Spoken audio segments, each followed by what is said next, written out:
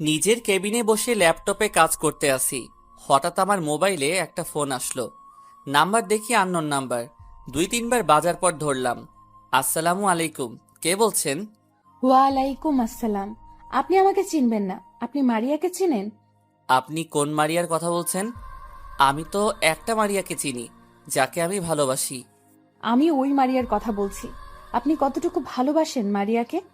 আমি আমার পরিবারের পরে ওকে ভালোবাসি, বলতে গেলে অনেক বেশি ভালোবাসি এবং বিশ্বাস করি। তাহলে একটু এই পার্কে আসতে পারবেন? দেখে যান আপনার মারিয়া কি করছে। মারিয়া কি করছে? আপনি আসলে দেখতে পাবেন। বেশি দেরি করবেন না কিন্তু। বাই। মারিয়া কি করছে বলে মেয়েটা ফোন কেটে দিল।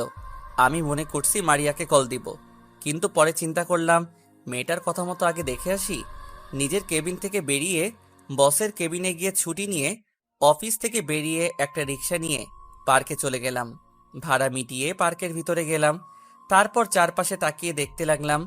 হঠাৎ একটা জায়গায় চোখ পড়তেই আমি পুরো অবাক হয়ে গেলাম। দেখি ওই মেয়েটার কথা ঠিক। মারিয়া তো বলেছে তাদের বাসায় আজকে মেহমান আসবে। সে ফোনে কথা বলতে পারবে না। আমি পকেট থেকে মোবাইলটা বের করে মারিয়াকে ফোন দিলাম। বলো। কি করো? মেহমান সব চলে এসেছে। সবাই চলে এসেছে। ও, তা এখন কোথায় আছো? কি করো? আমি এখন কিচেন রুমে আছি, সবার জন্য নাস্তা তৈরি করছি। আচ্ছা, আপনি কি একটু পিছনে তাকাতে পারবেন? হঠাৎ আপনি বলছো কেন? আর পেছনে কোথায় তাকাবো? আপনি যেখানে বসে আছো একটু পিছনে তাকান তো দেখি। মারিয়া আমার কথা শুনে পিছনে ফিরে তাকিয়ে দেখে আমি দাঁড়িয়ে আছি। মারিয়া বসা থেকে উঠে আমার কাছে আসতে চাইলে আমি পার্ক থেকে বেরিয়ে যাই। পার্ক থেকে বেরিয়ে একটা দোকান থেকে এক প্যাকেট সিগারেট আর একটা ম্যাচ নিয়ে বাসায় চলে আসি। রুমে ঢুকে একটার পর একটা সিগারেট টানতে লাগলাম। পার্ক থেকে বেরিয়ে আসার সময় মোবাইল বন্ধ করে রেখেছি। মারিয়া অনেকবার ডেকেছে আমাকে, আমি তার কোনো কথা না শুনে চলে আসলাম। হঠাৎ কলিং বেল বেজে উঠল। আমি উঠে গিয়ে দরজা খুলে দিলাম। দরজা খুলে দেখি মারিয়া দাঁড়িয়ে আছে। আপনি এখানে কেন আসছেন? আপনি এখান থেকে চলে যান। কোনো মিথ্যাবাদীর সাথে আমি কথা বলতে চাই না। রাসেল, তুমি আমাকে ভুল ভাবছো। আগে সত্যিটা শোনো। আমি আপনার কোনো কথা শুনতে চাই না। আপনি এখান থেকে চলে যান। রাসেল আমায়। তাকে কিছু বলতে না দিয়ে দরজা বন্ধ করে দিলাম। আমি রুমে এসে আবার সিগারেট টানতে লাগলাম। কি অপরাধ ছিল আমার? তুমি আমাকে এভাবে ধোঁকা দিলে। তুমি তো জানো আমি তোমাকে অনেক ভালোবাসি। কেন আমার ভালোবাসা নিয়ে মিথ্যা অভিনয় করেছিলে? কেন আমার কাছে মিথ্যা বলেছিলে? আমি তো কোনো দোষ করি নাই। তাহলে তোমাকে বিশ্বাস করাটা আমার অপরাধ ছিল। দেখতে দেখতে 2 দিন চলে গেল। এই 2 দিন অনেক কান্না করেছি। অফিসে পর্যন্ত যাইনি।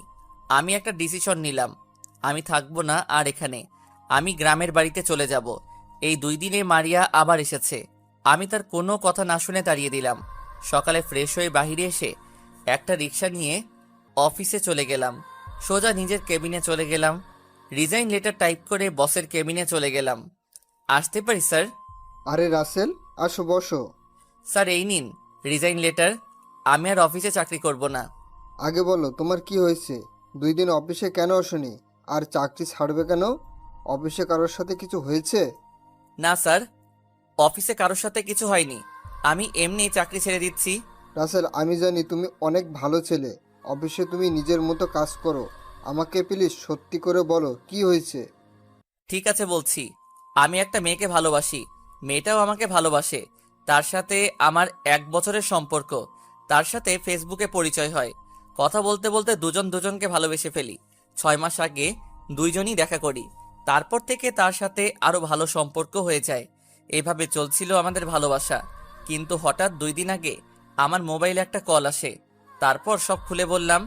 বুঝতে পারছি, হয়তো তোমার থেকে ভালো কাউকে পেয়েছে, তাই বলে তুমি চাকরি ছেড়ে দিবে? আমি তোমাকে অফিস থেকে যেতে দিব না। এই অফিসে কাজ না করো, তবে আমার নোয়াখালী যে অফিস আছে সেটাই তুমি কাজ করো। প্লিজ রাসেল, তুমি চাকরি ছেড়ে যেও না। ঠিক আছে স্যার, আমি আপনার নোয়াখালী অফিসে কাজ করব। আমি আজকে রওনা দিতে চাই। ঠিক আছে, আমি ওখানে ম্যানেজারের সাথে কথা বলে বলছি। আর তোমাকে একটা ফ্ল্যাট দেওয়া হয়েছে। এখন থেকে তুমি ওই বসের দায়িত্ব পালন করবে। আমি মাঝে মাঝে গিয়ে হিসেব নিয়ে আসবো। আর তুমি তো গাড়ি চালাতে পারো, তাই তোমাকে অফিস থেকে একটা গাড়ি দেওয়া হবে। তুমি আজকে না গিয়ে কালকে সকালে যাও। ওকে স্যার, তাহলে আমি এখন বাসায় গিয়ে সবকিছু গুছিয়ে রাখি। ঠিক আছে, যাও। আমি বসের কেবিন থেকে বেরিয়ে অফিসের সবার কাছ থেকে বিদায় নিয়ে বাহিরে চলে আসলাম। একটা রিক্সা নিয়ে রেস্টুরেন্টে গিয়ে খাবার খেয়ে বাসায় চলে আসলাম। অনেকক্ষণ বকবক করে গেছি, এখনো পরিচয় দেই নাই। আমি রাসেল, বর্তমানে একটা অফিসে চাকরি করি। পরিবারের সবাই আছে, কিন্তু একটা ছুরির দায়ে ঘর বের করে দিছে আমাকে আজ 2 বছর আগে। তারপর ঢাকায় চলে আসি। তারপর একটা হোটেলে কাজ নেই। একদিন একটা পত্রিকায় চাকরির বিজ্ঞপ্তি দেখি, তারপর ইন্টারভিউ দিতে চলে যাই। আল্লাহর রহমতে চাকরিটা হয়ে যায়। আমি আবার গল্প লিখি। তখন মারিয়ার সাথে পরিচয় হয় 1 বছর থেকে। তারপর কি হলো সবই তো জানেন। অফিসের বস আমার কাজ দেখে অনেক খুশি হয়, তাই আমাকে তিনি ছাড়তে চান না। আর কিছু জানা লাগবে না, গল্পের সাথে থাকুন, সব জানতে পারবেন। পরের দিন সকালে ঘুম থেকে উঠে ফ্রেশ হয়ে বাহিরে এসে নাস্তা করে বাসায় চলে আসি। বাসার সামনে এসে দেখি বস গাড়ি পাঠিয়ে দিছে। ড্রাইভার আমার কাছে চাবি দিয়ে চলে গেছে। আমি বাসার ভিতরে ঢুকে জামা কাপড়ের ব্যাগটা নিয়ে গাড়িতে রাখলাম। দারোয়ানের কাছে বাসার চাবি দিয়ে গাড়িতে উঠলাম। এই বাসাটায় বস আমাকে থাকতে দিয়েছে। আমি গাড়ি চালিয়ে নোয়াখালীর উদ্দেশ্যে রওনা দিলাম। আগে কয়বার গেছি নোয়াখালী অফিসে কাজের ব্যাপারে, তাই কোনো সমস্যা নেই। প্রায় দুপুর 2টাই বাজে। অফিসের সামনে চলে আসলাম। আসার সময় রেস্টুরেন্ট থেকে খাবার খেয়ে আসলাম। গেট দিয়ে ঢুকে গাড়ি পার্কিং করে অফিসের ভিতরে চলে গেলাম। ভিতরে ঢুকে সোজা ম্যানেজারের কেবিনে চলে গেলাম। ভিতরে আসতে পারি? আরে আসুন স্যার, আপনার আমার কেবিনে আসতে অনুমতি লাগবে? আমি ভিতরে ঢুকে চেয়ারে গিয়ে বসলাম। একটা কথা বলি আপনাকে, আমাকে স্যার না বলে নাম ধরে ডাকবেন। আমি আপনার ছেলের মতো। তুমি অনেক ভালো ছিলে, চলো তোমাকে তোমার কেবিনে নিয়ে যাই। এখন আমি বাসায় যাব। 2 দিন পর থেকে নিয়মিত অফিসে আসব। আপনি আমাকে নতুন ফ্ল্যাটে নিয়ে যান। ঠিক আছে, আমি তোমাকে নতুন বাসায় নিয়ে যাচ্ছি। তারপর ম্যানেজার অফিসের সবাইকে বলে আমার সাথে অফিস থেকে বেরিয়ে আসলো। গাড়িতে উঠে নতুন বাসায় যেতে লাগলাম। কিছুক্ষণ পর একটা বাসার সামনে চলে আসলাম। বাসার ভিতরে ঢোকার পর ম্যানেজার আমাকে 3 তলায় একটা ফ্ল্যাটে নিয়ে গেল। তারপর ম্যানেজারের সাথে কিছুক্ষণ কথা বললাম। ম্যানেজার চলে যাওয়ার পর আমি সবকিছু গুছিয়ে রাখলাম। রাতে বাহির থেকে খাবার খেয়ে রুমে চলে আসলাম। পরের দিন সকালে ঘুম থেকে উঠে ফ্রেশ হয়ে গাড়ি নিয়ে বাহিরে চলে আসলাম। একটা রেস্টুরেন্টে ঢুকে নাস্তা করে নিলাম। রেস্টুরেন্ট থেকে বেরিয়ে আসতেই হঠাৎ একটা পিচ্চি মেয়ে সামনে আসলো। ভাইয়া, কয়টা টাকা দেন না, অনেক ক্ষুধা লাগছে। কালকে থেকে এখনো কিচ্ছু খাইনি। তুমি ভিক্ষা করো কেন? তোমার আব্বু আম্মু কোথায়? ভাইয়া, আমার আব্বু নেই। আমাকে আর আম্মুকে রেখে কোথায় যেন চলে গেছে। আম্মু মানুষের বাসায় কাজ করে। আজ 2 দিন আম্মু অসুস্থ, তাই ঘরে কোনো খাবার নেই। তোমার নাম কি? থাকো কোথায়? ভাইয়া, আমার নাম রাইসা। আমরা বস্তিতে থাকি। ঠিক আছে, আমাকে তোমাদের বাসায় নিয়ে চলো। ভাইয়া, কয়টা টাকা দেন, অনেক ক্ষুধা লাগছে। আম্মু এখনো কিচ্ছু খায়নি, ওষুধও নয়। আমি কি বলবো, বলার কোনো ভাষা নেই। হায় রে মানুষ, এখন মেয়েটার পড়ালেখা করার সময়, এখন সে রাস্তায় ভিক্ষা করছে। আমি আর কোনো কথা না বলে রাইসাকে নিয়ে রেস্টুরেন্টে ঢুকে গেলাম। রাইসার জন্য খাবার অর্ডার করলাম। কিছুক্ষণ পর খাবার দিয়ে গেল। রাইসা কিছু খাবার খেয়ে বাকিটা একটা পলিথিনে ঢুকাতে গেলে আমি বললাম, তুমি খাবার পলিথিনে ঢুকাও কেন? ভাইয়া, আম্মু তো এখনো কিচ্ছু খায়নি, তাই আম্মুর জন্য বাকি খাবারগুলো নিয়ে যাচ্ছি। তোমার আম্মুর জন্য যাওয়ার সময় খাবার নিয়ে যাব, আগে তুমি খেয়ে নাও। রাইসা আর কোনো কথা না বলে খাবার খেতে লাগলো। কি সুন্দর করে রাইসা খাবার খাচ্ছে, আর তার আব্বু এমনটা মেয়েকে রেখে চলে গেল। রাইসার খাওয়া শেষ হলে তাকে নিয়ে গাড়িতে উঠলাম। রাইসার আম্মুর জন্য খাবার নিয়ে নিলাম। রাইসাকে নিয়ে বস্তিতে যেতে লাগলাম। কিছুক্ষণ পর একটা বস্তিতে চলে আসলাম। গাড়ি খাবারের প্যাকেট নিয়ে রাইসার সাথে বস্তির ভিতরে চলে গেলাম। ভিতরে ঢুকে একটা রুমে ঢুকলাম। রুমটা প্লাস্টিক দিয়ে বানানো। বৃষ্টি হলে সবকিছু ভিজে যাবে, কারণ প্লাস্টিক জায়গায় জায়গায় ছিঁড়ে আছে। আম্মু দেখো, তোমার জন্য খাবার নিয়ে এসেছি। একটা টাকাও পাইনি, তাই ওষুধ আনতে পারি নাই। এই ভাইয়াটা খাবার কিনে দিছে। রাইসার আম্মু একটু মাথা তুললো, দেখে মনে হচ্ছে অনেক জ্বর শরীরে। আমি ওনার মাথায় হাত দিয়ে দেখি জ্বরে মাথা পুড়ে যাচ্ছে, তাই ওনার সাথে কথা না বলে কোলে নিয়ে গাড়িতে রাখলাম। তারপর একটা হাসপাতালে নিয়ে গেলাম। হাসপাতালে নেওয়ার পর ডাক্তার ওনাকে কেবিনের ভিতরে নিয়ে গেল। কিছুক্ষণ পর একজন ডাক্তার বেরিয়ে আসলো। ডাক্তার, কি অবস্থা ওনার? উনি এখন ভালো আছে, কয়দিন ধরে খাওয়া দাওয়া করে নাই, তাই শরীর অনেক দুর্বল হয়ে গেছে। আমি কিছু ওষুধ লিখে দিচ্ছি, আপনি এগুলো নিয়মিত খাওয়াবেন, তাহলে সুস্থ হয়ে যাবে। ঠিক আছে ডাক্তার। ইনজেকশন দিয়ে জ্বরটা কমিয়ে আনছি, কিছু খাবার নিয়ে এসে ওষুধ খাইয়ে দিবেন। আল্লাহর রহমতে কিছুদিনের মধ্যেই সুস্থ হয়ে যাবে। ওকে ডাক্তার। আর ওনার কাছে এখন যাওয়া যাবে? যেতে পারেন। আমি আর রাইসা ভিতরে ঢুকলাম, দেখি রাইসার আম্মু চোখ বন্ধ করে শুয়ে আছে। তাই রাইসাকে বললাম এখন যেন না ডাকে তার মাকে, আমি বাইরে থেকে ওষুধ নিয়ে আসছি বলে আমি বাইরে চলে আসলাম। বাহিরে এসে ডাক্তারের দেওয়া ওষুধ নিয়ে আবার চলে আসলাম। কেবিনের ভিতরে ঢুকে দেখি উনি রাইসাকে জড়িয়ে ধরে আছে। একটু কষ্ট করে খাবার খেয়ে ওষুধগুলো খেয়ে নেন। তুমি কে বাবা? আমার জন্য এত কিছু কেন করলে? আমার পরিচয় পরে জানতে পারবেন, আগে খাবারগুলো খেয়ে নেন। রাইসার আম্মু কোনো কথা না বলে হালকা খাবার খেলো, তারপর ওষুধ খাইয়ে দিলাম। আমি বললাম কিছুক্ষণ শুয়ে থাকতে, আমি ডাক্তারের কাছ থেকে আসছি। দেখতে দেখতে আজ 3 দিন পর আমার বাসায় নিয়ে আসলাম রাইসা এবং তার আম্মুকে। আমি অফিসে ফোন দিয়ে বলেছি আমি অফিসে আসতে কিছুদিন লেট হবে, ম্যানেজারকে সবকিছু দেখে রাখতে বলেছি। মারিয়ার কথা এখন তেমন মনে পড়ে না, আসলে রাইসার আম্মুর সেবা করতে করতে তার কথা ভুলেই গেছি। তো যাই হোক, এই বাসায় কাউকে তো দেখছি না, মানে তোমার আব্বু আম্মা ওনারা কোথায়? আমার এখানে কেউ নেই। গতকাল আমি ঢাকা থেকে এসেছি, আমার অফিসের বসের এখানে একটা অফিস আছে, সেটা দেখাশোনা করার জন্য এসেছি। আর অফিস আমাকে এই বাসাটা দেয়া হলো। আব্বু আম্মুর কথা পরে এক সময় বলবো, তার আগে একটা কথা বলতে পারি? বলো। যদি কিছু মনে না করেন আমি আপনাকে আম্মু বলে ডাকতে পারি, আর রাইসাকে নিজের বোনের বানাতে পারি, যদি আপনি অনুমতি দেন। এখানে অনুমতি নেওয়ার কি আছে? তুমি আমাকে আম্মু বলে ডেকো। রাইসা, আমাকে কি ভাইয়া বলে সারা জীবন ডাকতে পারবি না? তুমি তো আমার ভাইয়া, আমি সব সময় তোমাকে নিজের ভাইয়া মনে করব। এই তো আমার লক্ষ্মী বোন। আর আম্মু চলো তোমাকে রুমে নিয়ে যাই। ঠিক আছে চলো। আমি আম্মুকে একটা রুমে নিয়ে গেলাম, রাইসা আর আম্মুকে ওয়াশরুম দেখিয়ে দিলাম। তারপর আমি বাহিরে চলে আসলাম। বাহিরে এসে গাড়ি নিয়ে একটা রেস্টুরেন্টে চলে গেলাম। রেস্টুরেন্ট থেকে খাবার নিয়ে আবার বাসায় চলে আসলাম। বাসার ভিতরে ঢুকে আম্মুর রুমে চলে গেলাম। ভিতরে ঢুকে দেখি আম্মু আর রাইসা বিছানায় বসে আছে। আম্মু বসো, আমি ফ্রেশ হয়ে আসছি, সবাই একসাথে খাবার খাবো। ঠিক আছে বাবা। তারপর আমি নিজের রুমে চলে আসলাম। রুমে এসে ফ্রেশ হয়ে আম্মুর রুমে চলে গেলাম। তারপর সবাই একসাথে খাবার খেলাম আর আম্মুকে ওষুধ খাইয়ে দিলাম। আমি নিজের রুমে চলে আসলাম। এখন আমার মতো সুখী আর কেউ নেই। যেখানে আমার মা বাবা ছুটির দায়ে ঘর থেকে বের করে দিল, সেখানে আমি আজ একটা মা আর বোন পেয়েছি। দেখতে দেখতে আরো 5 দিন চলে গেল। আম্মু এখন অনেক সুস্থ। সকালে সবাই একসাথে নাস্তা করছি। তখন আমি বললাম, আম্মু কালকে থেকে অফিসে যেতে হবে, অনেক কাজ জমে গেছে। আর রাইসা, তুমি কোন ক্লাস পর্যন্ত পড়ছো? ভাইয়া, আমি ক্লাস 4র্থ শ্রেণী পর্যন্ত পড়েছি। আজ 1 মাসের মতো পড়ি না, কারণ আম্মু ঠিকভাবে টাকা দিতে পারতো না। রাইসার কথা শুনে আম্মু চোখের পানি চলে আসছে। আমি আম্মুর চোখের পানি মুছে দিয়ে বললাম, আম্মু কান্না করো না, আমি এখন থেকে আমার বোনকে পড়ালেখা করাবো। তুমি শুধু আমার আর রাইসার জন্য দোয়া করবে। আমি কি কখনো তোদের বদদোয়া করতে পারি? তুই ছাড়া এখন আমাদের কে আছে? কেউ কি এভাবে রাস্তা থেকে তুলে এনে বাসায় থাকতে দেয়? আমি তোদের জন্য মরার আগ পর্যন্ত দোয়া করে যাব। ঠিক আছে আম্মু। আর আজকে একটা কাজের মহিলা আসবে। কাজের মহিলা কেন? তো বাসার কাজ করতে হবে না? আমাদের জন্য খাবার রান্না করা লাগবে না?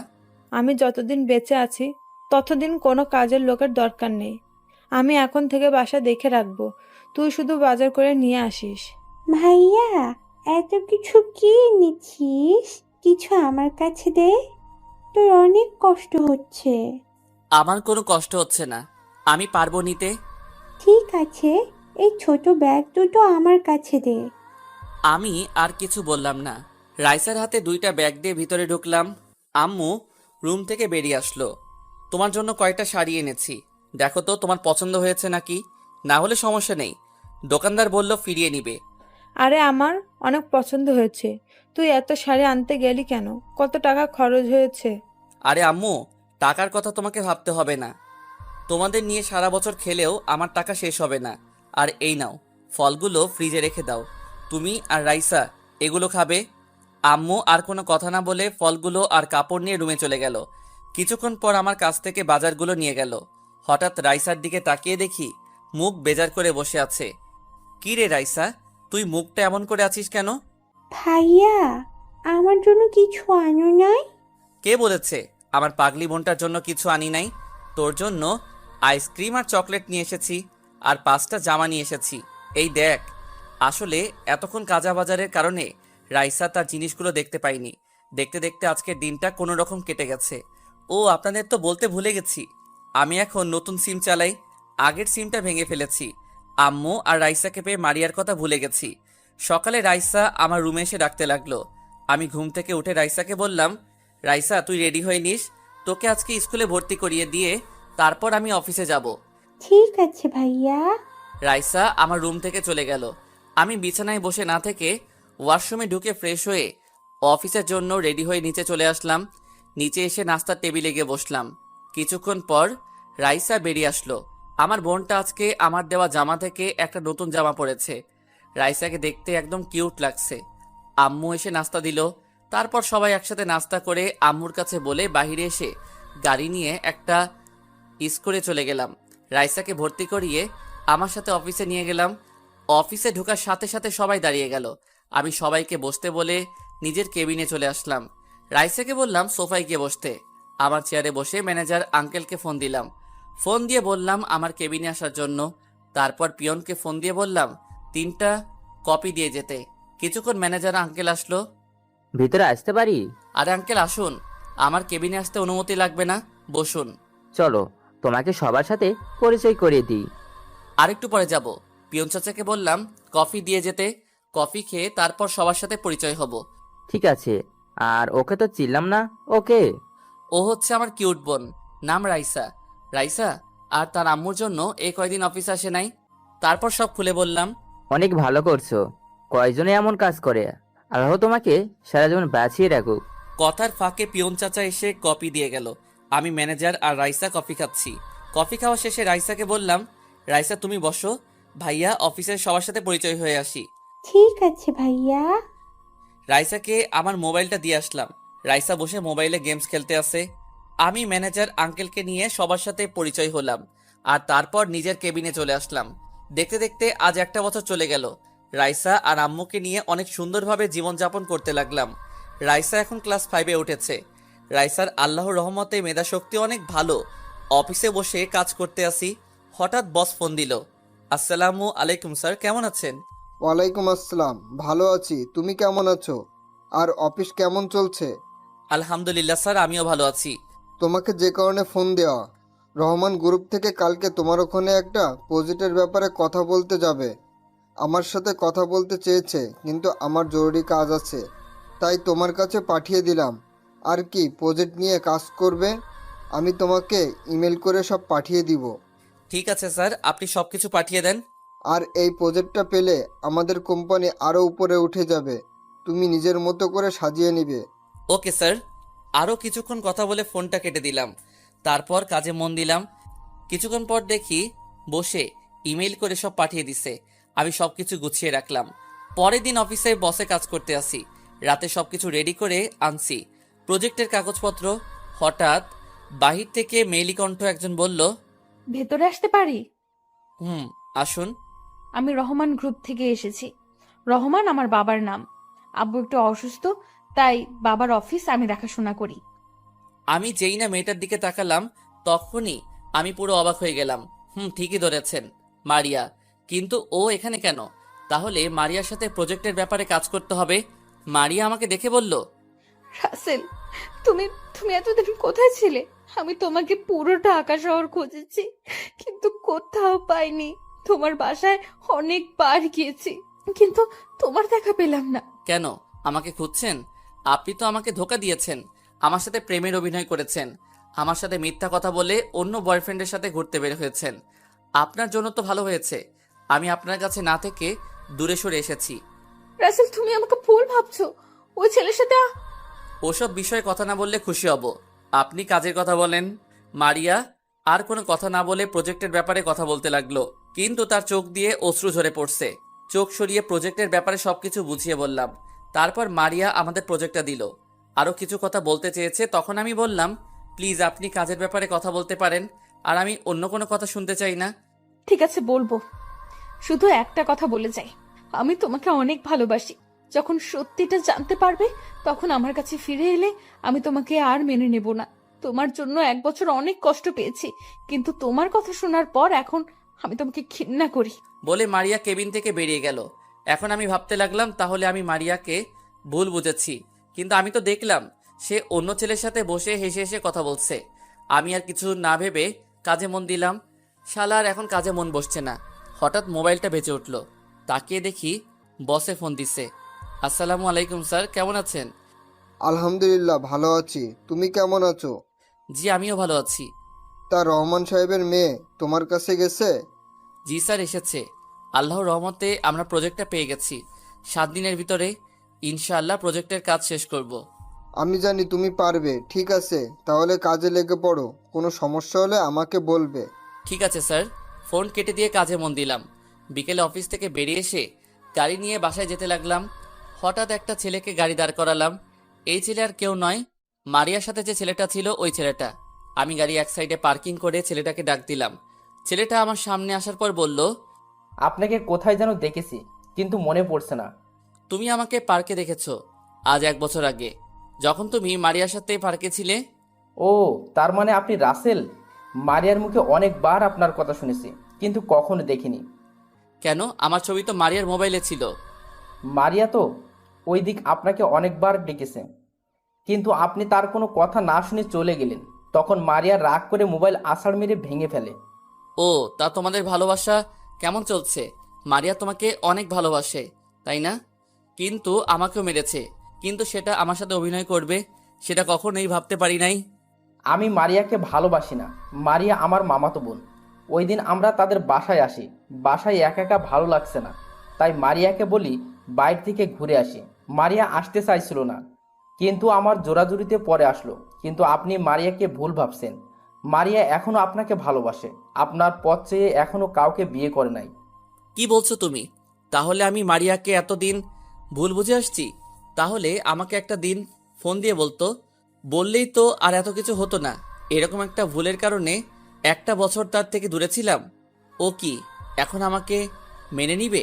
আমি বলি কি, আপনি ওর কাছে গিয়ে ক্ষমা চেয়ে আপন করে নেন। যদি আপনাকে সত্যি ভালোবাসে তাহলে আপন করে নিবে। ঠিক আছে, কিন্তু এখনো তোমার নামটা জানা হলো না। আমি আকাশ, পড়াশুনো শেষ করে আব্বুর অফিসে দেখাশোনা করছি। নোয়াখালীতে এসেছি অফিসের একটা কাজের ব্যাপারে। কাজ শেষ করে ড্রাইভারের জন্য অপেক্ষা করছি, হঠাৎ আপনি ডাক দিলেন। তুমি আমাকে নাম ধরে ডেকো, আমরা তো সমবয়সী। সরি। সরি কেন? তোমাকে আর মারিয়াকে ভুল বোঝার কারণে। এখানে সরি বলার কিছু নেই। আপনার জায়গায় আমি থাকলে এই কাজটি করতাম। আচ্ছা ঠিক আছে, চলো দুজনে কফি খেতে খেতে কথা বলি। এখন আমার বাসায় যেতে হবে, অন্য একদিন খাবো, এখন আসি। ঠিক আছে যাও, তবে যাওয়ার আগে একটা কথা বলে যাও। মারিয়া কি সবসময় অফিসে থাকে? হুম। বলে আকাশ চলে গেল। আমি আর দাঁড়িয়ে না থেকে গাড়ি বাসায় যেতে লাগলাম। তার মানে মারিয়ার সঙ্গে আকাশের কিছু নেই। আমি এতদিন ভুল বুঝে দূরে ছিলাম, মারিয়াকে একটা কথা বলার সুযোগ দেয়নি। যদি মারিয়ার কথাগুলো শুনতাম তাহলে এত কিছু হতো না। না, আমি আর ভাবতে পারছি না। আমাকে মারিয়ার কাছে ক্ষমা চেতে হবে। বাসায় এসে কলিং বেল চাপ দিলাম। কিছুক্ষণ পর রাইসা এসে দরজা খুলে দিল। কি রে ভাইয়া, তুই আজকে আসতে তো দেরি হলো কেন? আর চেহারা কেমন জানি দেখা যাচ্ছে, কি হয়েছে তোর? রাস্তায় একটা কাজ ছিল, শেষ করে আস্তে আস্তে একটু লেট হয়ে গেছে। আর কাজ করে আসছি তো, তাই চেহারা এমন দেখা যাচ্ছে। ফ্রেশ হলে সব ঠিক হয়ে যাবে। ঠিক আছে, ভিতরে আয়। আমি ভিতরে ঢুকে নিজের রুমে চলে গেলাম। বিছানায় বসে ভাবতে লাগলাম, মারিয়া কি আমাকে আপন করে নিবে? আমি তো তাকে অপমান করেছি। বিছানা থেকে উঠে ফ্রেশ হতে চলে গেলাম। রাতে সবার সাথে খাবার খেয়ে রুমে চলে গেলাম। আসলাম না, আমাকে মারিয়ার কাছে যেতে হবে। পকেট থেকে মোবাইলটা বের করে বসকে ফোন দিলাম। আসসালামু আলাইকুম স্যার। ওয়ালাইকুম আসসালাম। কি ব্যাপার রাসেল, হঠাৎ রাতে ফোন দিলে যে? আসলে স্যার আমার কিছুদিন ছুটি লাগবে। হঠাৎ কিসের জন্য ছুটি চাইছো? আসলে স্যার, তারপর সব খুলে বললাম। তার মানে রহমান সাহেবের মেয়ের সাথে তোমার প্রেম ছিল? জি স্যার, তাই বলছি। ওর কাছে ক্ষমা চেয়ে আপন করে নিব। তাহলে এক কাজ করো, তারা যে প্রজেক্টটা আমাদের দিয়েছে ওটার কাজ শেষ করে তার সাথে দেখা করো, তারপর সব খুলে বলো। ঠিক আছে স্যার। আরও কিছুক্ষণ কথা বলে কেটে দিলাম। দেখতে দেখতে আজ 5 দিন চলে গেছে। 7 দিনের জায়গায় 5 দিন প্রজেক্টটা রেডি করে ফেলেছি, কাজও করেছি। তাই তাড়াতাড়ি হয়ে গেছে। সকালে রেডি হয়ে আম্মু আর রাইসাকে বলে গাড়ি নিয়ে ঢাকার উদ্দেশ্যে রওনা দিলাম। ম্যানেজারকে বলে রাখলাম আমার আম্মু আর বোনকে দেখে রাখতে। 5 ঘন্টা পর ঢাকা এসে পৌঁছে গেলাম। প্রথমে বসের অফিসে গেলাম। বসের সাথে কিছু কথা বলে মারিয়ার অফিসে যেতে খাবার খেয়ে নিলাম। রেস্টুরেন্টের অফিসের গেট দিয়ে ঢুকে গাড়ি পার্কিং করে অফিসের ভিতরে গেলাম। পিয়নকে বললাম বসের কেবিন কোনটা। পিয়ন আমাকে বসের কেবিন দেখিয়ে দিল। আমি মারিয়ার কেবিনের সামনে গিয়ে হালকা করে দরজা ধাক্কা দিয়ে ভিতরে তাকিয়ে যেটা দেখলাম সেটা দেখে আমি পুরো অবাক হয়ে গেলাম। আসলে তেমন খারাপ কিছু না। ভিতরে দেখি মারিয়া একটা ছেলের সাথে হেসে হেসে কথা বলছে। আমি তখন বললাম ভিতরে আসতে পারি। আসুন। মারিয়া ছেলেটার সাথে কথা বলতে ব্যস্ত। আমি ভিতর ঢুকে তাদের সামনে গেলাম। মারিয়া আমাকে দেখে বলল, আরে মিস্টার রাসেল, হঠাৎ আমার অফিসে কি মনে করে? আর দাঁড়িয়ে কেন? বসুন। আমি ছেলেটার পাশের চেয়ারে বসলাম। তখন ছেলেটা বলল, তাহলে আমি এখন আসি মারিয়া, পরে আরেক সময় আসবো। ঠিক আছে রনি, যাও, আবার আসবে কিন্তু। তোমার সাথে কথা বলতে অনেক ভালো লাগে। ওকে, আসবো। এখন তাহলে কাজ করো। ওকে, বাই। রনি চলে যাওয়ার পর মারিয়া আমাকে বলল, তো এবার বলুন, হঠাৎ আমার অফিসে কি? আসলে তোমার প্রজেক্টের কাজ শেষ, তাই আমি নিজে নিয়ে এসেছি। প্রথম কথা হলো আমাকে তুমি করে বলা যাবে না, আপনি করে বলবেন। আর ধন্যবাদ এত তাড়াতাড়ি কাজটা শেষ করার জন্য। মারিয়া, আমার ভুল হয়ে গেছে, তুমি আমাকে ক্ষমা করে দাও। কিছুদিন আগে আকাশ আমাকে সব খুলে বলেছে। আমার ভুলের জন্য আজ 1 বছর তোমার থেকে দূরে চলে গেছি। প্লিজ মারিয়া, আমাকে তুমি মাফ করে দাও। মারিয়ার হাত ধরে, আপনার সাহস কি করে হয় আমার হাত ধরার? মেয়ে মানুষ দেখলে লুচ্চামি করতে মন চায়? আপনি এক্ষুনি আমার কেবিন থেকে বেরিয়ে যান, তা না হলে দরওয়ান ডাকতে বাধ্য হব। থাক, দারোয়ান ডাকতে হবে না, আমি নিজে চলে যাচ্ছি। কিন্তু আমি আবার তোমার কাছে আসব। তুমি আমাকে যত অপমান করো না কেন, আমি তারপরেও আসব। বলে মারিয়ার কেবিন থেকে বেরিয়ে গেলাম। নিজের চোখ দিয়ে 2 ফোঁটা পানি পড়ে গেল। মারিয়া আমার গায়ে হাত তুলল। আমি তো তাকে বলবো যে কখনো গায়ে হাত তুলি নাই। চোখের পানি মুছে গাড়িতে গিয়ে বসলাম। হঠাৎ মোবাইলের কথা মনে পড়ল। মোবাইল তো মারিয়ার টেবিলের উপর। তখন গাড়ি থেকে নেমে অফিসে ঢুকে মারিয়ার কেবিনের সামনে গিয়ে বললাম, আসতে পারি ভিতরে? আপনি আবার কেন এসেছেন? সরি, আসলে আমার মোবাইলটা আপনার টেবিলের উপর রেখে গেছি। ঠিক আছে, ভিতরে এসে নিয়ে যান। আমি মারিয়ার কেবিনে ঢুকে মোবাইলটা হাতে নিলাম। মারিয়ার দিকে তাকিয়ে দেখি চোখ দুটো লাল হয়ে আছে। হয়তো কান্না করেছে, কিন্তু ও কান্না করবে কেন? আমি আর কিছু না ভেবে অফিস থেকে বেরিয়ে এসে গাড়ি নিয়ে সোজা বসের অফিসে চলে গেলাম। বসকে বলেছি আমাকে এখানে একটা বাসা ভাড়া নিয়ে দিতে কিছুদিনের জন্য, কিন্তু বস বলল তার বাসায় তার পরিবারের সাথে থাকতে। আমিও আর না করলাম না। বিকেলে বসের সাথে তার বাসায় গেলাম।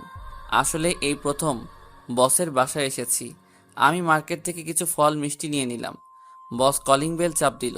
হঠাৎ রাইসা একজনকে দেখে বলল গাড়ি থামাতে। রাইসার কথা মতো গাড়ি থামালাম। রাইসা গাড়ি থেকে নেমে দৌড় দিয়ে একজনকে জড়িয়ে ধরল। আমি তো পুরো অবাক হয়ে গেলাম। আমি গাড়ি থেকে নেমে ওদের সামনে গেলাম। তখন রাইসা বলল, ভাইয়া, উনি আমার বাবা। আজ কয় বছর পর বাবাকে দেখেছি। তাহলে আপনি রাইসার বাবা? আপনি কেমন করে পারলেন মা মেয়েকে রেখে আরেকটা বিয়ে করতে? আপনি জানেন আপনার স্ত্রী মরতে বসেছে। আমি যদি তাদের পাশে না দাঁড়াতাম তাহলে আপনার মেয়ে এতিম হয়ে যেত। কেন করলেন এমন কাজ? আমি বুঝতে পারছি তাদের এভাবে ছেড়ে আসা আমার উচিত হয়নি, কিন্তু কি করব বলো? কোনো কাজ নেই, ঘরে খাবার নেই, তাদের ঠিকমতো খাওয়াতে পারি না। একজন পুরুষ হয়ে যদি ওদের খাওয়াতে না পারি তাহলে আমি পুরুষ নামের কলঙ্ক। আর আমি কোনো বিয়ে করি নাই। আমি ওদের কাছে বলেছি আমি বিয়ে করেছি, কারণ তাহলে ওরা আর আমাকে খুঁজবে না। আপনি কি করে ভাবলেন? আপনার মেয়ের কথা একবার চিন্তা করেছেন? যেই মেয়ে ওই সময় পড়ালেখা করার কথা, সেই মেয়ে রাস্তার মানুষের কাছে ভিক্ষা করে তার মায়ের ওষুধে টাকা তুলছে। আমার ভুল হয়ে গেছে বাবা। আমি এখন একটা অফিসে কাজ পেয়েছি, তাই ওদের খুঁজতে এই শহরে এসেছি। আমি ওদের ফিরিয়ে নিতে চাই, আর তোমাকে ধন্যবাদ দিয়ে ছোট করব না। তুমি ওদের জন্য যা করেছো আমি সারা জীবন ঋণী হয়ে থাকবো। ভাইয়া, আব্বু যখন ভুল বুঝতে পেরেছে, তাহলে আব্বুকে ক্ষমা করে দাও। আমি বাবাকে ছাড়া থাকতে পারবো না। দেখুন কি বলছে আপনার মেয়ে। যে জায়গায় আপনাকে ঘৃণা করার কথা সেখানে আপনাকে ক্ষমা করে দিতে বলছে। আমি আর এমন কাজ করব না। বাঁচতে হলে একসাথে বাঁচবো। আর মরতে হলে একসাথে মরবো। আমি ওদের ছেড়ে আর কোথাও যাব না। আমি আমার মেয়েকে মানুষের মতো মানুষ করব। ঠিক আছে, এখন আপনি সাথে আমার বাসায় চলেন। রাইসার আম্মু আমার বাসায় আছে। তারপর রাইসা আর রাইসার আব্বুকে নিয়ে বাসায় চলে আসলাম। কলিং বেল চাপ দেওয়ার পর আম্মু এসে দরজা খুলে দিল। আমাদের সাথে স্বামীকে দেখে জড়িয়ে ধরে কান্না করে দিল। রাইসার আব্বু আম্মুর কাছে ক্ষমা চেয়েছে। আম্মু ক্ষমা করে দিছে। কিছুক্ষণ কথা বলার পর তারা রুমে চলে গেল। আমি আমার রুমে চলে আসলাম। বিকেলে আম্মু আর রাইসাকে নিয়ে চলে যাবে। আম্মু আর রাইসা আমাকে জড়িয়ে ধরে কান্না করে দিল। আমিও কান্না করে দিলাম, কারণ একটা বছর আমার সাথে ছিল। বাবা, আমি চলে যাচ্ছি, তুই কিন্তু আমাদের বাসায় আসবি। তোকে ছাড়া থাকতে অনেক কষ্ট হবে। ভাইয়া, তুমি কিন্তু আমাকে বাসায় দেখতে আসবে। তোমাকে ছাড়া থাকতে পারবো না। ঠিক আছে বোন, আমি কয়দিন পর তোকে দেখে আসবো। তুই কিন্তু ঠিকভাবে পড়ালেখা করবি। তোকে অনেক বড় হতে হবে, নিজের পায়ে দাঁড়াতে হবে। আর আম্মু, নিজের শরীরের যত্ন নিও, ঠিক মতো খাওয়া দাওয়া করো। আমাকে নিয়ে চিন্তা করো না। আমি প্রতিদিন তোমাদের সাথে ফোনে কথা বলবো। আরও কিছু কথা বলে তাদের গাড়িতে গিয়ে বাস কাউন্টারে নামিয়ে দিয়ে আসলাম। কারণ রাইসার আব্বু সিলেটে একটা অফিসে কাজ পেয়েছে। তাদের বিদায় দিয়ে বাসায় চলে আসলাম। বাসায় আসার পর বাসাটা কেমন খালি খালি লাগছে। লাগবে না কেন? এতদিন রাইসা আম্মুকে নিয়েছিলাম। চোখ দিয়ে পানি পড়তে লাগলো। তারা যাওয়ার সময় 5 লাখ টাকা সাথে দিছি। এসব টাকা আমার জমানো। আজ 2 দিন পর দুলাভাই, আপু, আমি একসাথে নিজের বাড়িতে যাচ্ছি। রাইসা আর আম্মুর সাথে প্রতিদিন কথা হয়। তারা এখন অনেক ভালো আছে। রাইসাকে ওখানে একটা স্কুলে ভর্তি করিয়ে দিছে। দীর্ঘ 5 ঘন্টা পর নিজের শহরে এসে পৌঁছে গেলাম। নিজের শহরের নাম বলবো না, যদি সবাই চলে আসেন। আগের থেকে অনেক পরিবর্তন হয়ে গেছে নিজের শহরটা। বাসার সামনে এসে দেখি আগে দারোয়ান চাচাই আছে। বাসার ভিতরে ঢুকে গাড়ি থেকে নামলাম। দারোয়ান চাচা আমাকে জড়িয়ে ধরে কান্না করে দিল। উনি অনেক ভালো মানুষ। আমি বাড়ি থেকে বেরিয়ে আসার সময় অনেকবার আটকাতে চেয়েছে। ওনার সাথে কিছুক্ষণ কথা বলে দরজার সামনে এসে কলিং বেল চাপ দিল আপু। কিছুক্ষণ পর একজন এসে দরজা খুলে দিল। যে দরজা খুলে দিল সে আর কেউ নয়, আমার আম্মু। আম্মু আমাকে দেখে জড়িয়ে ধরে কান্না করে দিল। আমিও কান্না করে দিলাম। আগের থেকে আম্মুর চেহারা অনেক শুকিয়ে গেছে। রাসেল, তুই এতদিন কোথায় ছিলি? তোর বাবা না হয় রাগে বাসা থেকে বেরিয়ে যেতে বলেছে, তাই বলে তুই বাসা থেকে বেরিয়ে যাবি? তোর এই মায়ের কথা একবারও মনে পড়ে নাই? আম্মু, তোমার কথা প্রতিদিন মনে পড়ছে, কিন্তু বাবা তো আমাকে বাসা থেকে বের করে দিছে। তাহলে আমি কি করে ফিরে আসি? তোর বাবা এখন ভুল বুঝতে পেরেছে। আগের থেকে কেমন যেন হয়ে গেছে। মাঝে মাঝে তোর ছবি বুকে নিয়ে কান্না করে। তুই ফিরে এসেছিস, যদি তোর বাবা শোনে তাহলে পাগলের মতন ছুটে আসবে অফিস থেকে। ঠিক আছে আম্মু, আমি আর তোমাদের ছেড়ে যাব না। এখন বলো আব্বু কখন আসবে? আমি এখনই ফোন দিয়ে বলছি, তোর কথা শুনলে এখনই চলে আসবে। ছেলেকে পেয়ে মেয়ে আর মেয়ের জামাইয়ের কথা ভুলে গেছো? তোদের কি ভুলতে পারি? তা তোরা হঠাৎ বাসায় আসলি, আমাদের তো বলে আসলি না। তোমাদের সারপ্রাইজ দিব বলে বলি নাই। আর রাসেলকে আমি কিছুদিন আগেই পেয়েছি, কিন্তু রাসেল বাসায় বলতে মানা করেছে তোমাদের সারপ্রাইজ দিব বলে। মানে তুই রাসেলকে কিভাবে ফেলি? তাহলে শোন। তারপর আপু সব খুলে বলল। আর এটাও বলেছে আমি এতদিন দুলাভাইয়ের অফিসে কাজ করেছি। কি, আমাদের এত কাছে থাকার পরেও তাকে দেখতে পাইনি? তা জামাই বাবাজি কেমন আছো? আলহামদুলিল্লাহ আম্মু, ভালো আছি। তুমি কেমন আছো? আর কেমন আছে? সবাই ভালো আছে। এবার সবাই ভিতরে আসো। সবাই ভিতরে গেলাম। বাসাটা আগের মতোই আছে। আম্মু আমাকে নিজের রুমে যেতে বলল। আমার রুমে এসে দেখি রুমটা আগের মতোই আছে। তারপর ওয়াশরুমে ঢুকে গোসল করে নিলাম। গোসল শেষ করে ওয়াশরুম থেকে বেরিয়ে সামনে দেখে আব্বু দাঁড়িয়ে আছে। সাথে সাথে আমাকে জড়িয়ে ধরলো। রাসেল বাবা, তুই আমাকে ক্ষমা করে দে। টাকার নেশার কারণে তোর গায়ে হাত তুলেছি। তোকে ঘর থেকে বের করে দিয়েছি। বিশ্বাস কর, তোকে বের করে দেওয়ার পর আমি একটুও ভালো থাকতে পারি নাই। আমি বুঝতে পেরেছি টাকা হলে সব কিছু হয় না। তুই আমাকে মাফ করে দে। আব্বু, এটা তুমি কি করছো? বাবা হয়ে ছেলের কাছে ক্ষমা চেতে হয় না। তোমার উপর অভিমান ছিল, তাই এতদিন দূরে ছিলাম। এখন কোনো অভিমান নেই। আরও কিছুক্ষণ কথা বলে বাবার সাথে নিচে আসলাম। সবাই একসাথে খাবার খেতে বসলাম। আম্মু আমাকে নিজের হাতে খাইয়ে দিল। তারপর রুমে এসে রাফিকে ফোন দিলাম। কেমন আছিস রাফি? আলহামদুলিল্লাহ, ভালো আছি। তুই কেমন আছিস? আমিও ভালো আছি। এখন বল, তোর আব্বু আম্মু কেমন আছে? আর এখন তুই কোথায় আছিস? আব্বু আম্মু অনেক ভালো আছে। আর আমি এখন বাসায় আছি। অফিসে তেমন কাজ ছিল না, তাই লাঞ্চ টাইমে ছুটি হয়ে গেছে। কেন বলতো? কারণ আমি বাড়িতে এসেছি। তাই বললাম, আচ্ছা এখন ঘুমাবো, বিকেলে তোর সাথে দেখা করব। তুই আমাদের কলেজের সামনে চলে আসিস। কি সত্যি? ঠিক আছে, তুই বাসা থেকে বেরিয়ে আসলে ফোন দিস। ঠিক আছে বলে ঘুমিয়ে গেলাম। আপনারা হয়তো ভাবছেন মারিয়ার কথা ভুলে গেছি। আসলে তাকে এখনো ভুলতে পারি নাই।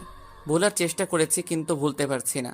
জীবনে পারবো কিনা বলতে পারি না, তবে তাকে ভুলে যাওয়ার চেষ্টা করতে হবে।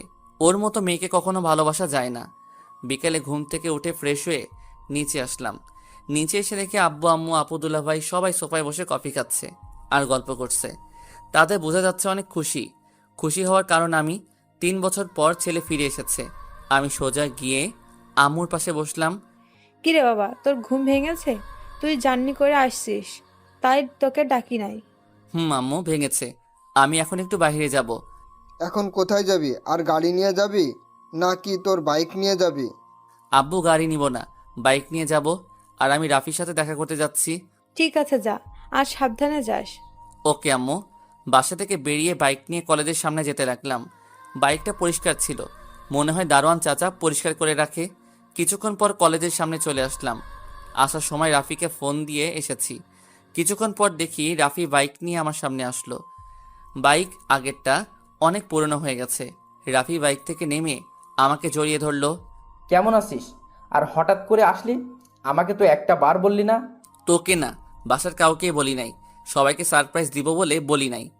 তা তোর অবস্থা বল, অফিসে কাজ কেমন চলছে? আলহামদুলিল্লাহ ভালো।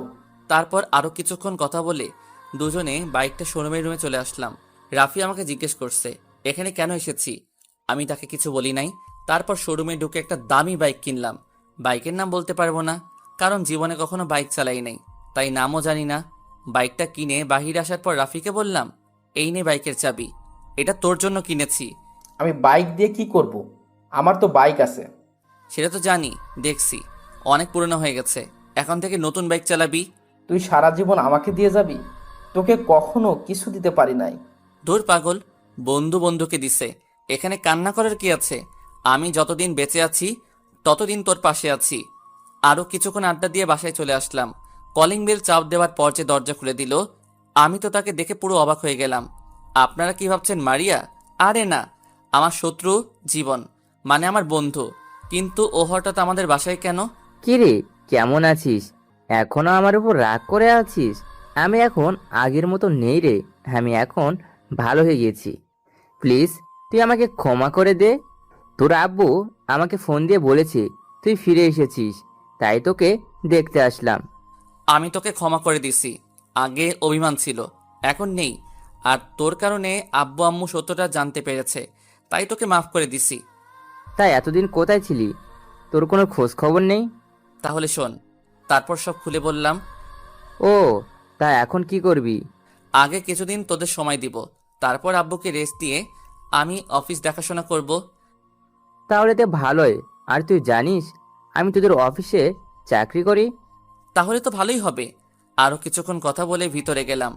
রাতে জীবন সবার সাথে খাবার খেয়ে বাসায় চলে গেল। আমি রুমে এসে মোবাইল টিপতে টিপতে ঘুমিয়ে গেলাম।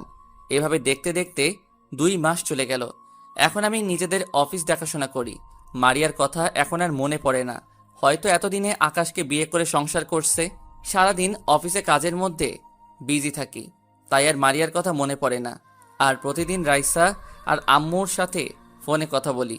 আমাদের সবাই যেতে বলছে, কিন্তু কাজের চাপের কারণে যাওয়া হয় না। দুলাভাই আর আপু কিছুদিন থেকে ঢাকায় চলে গেছে। রাতে সবাই মিলে খাবার খেতে বসলাম। হঠাৎ আব্বু বলল, এভাবে আর কতদিন? এবার তো একটা বিয়ে কর। আমার এক বন্ধুর মেয়ে আছে, দেখতে অনেক সুন্দর, তোর সাথে ভালো মানাবে। তোর আব্বু ঠিক কথা বলেছে, তুই একটা বিয়ে কর।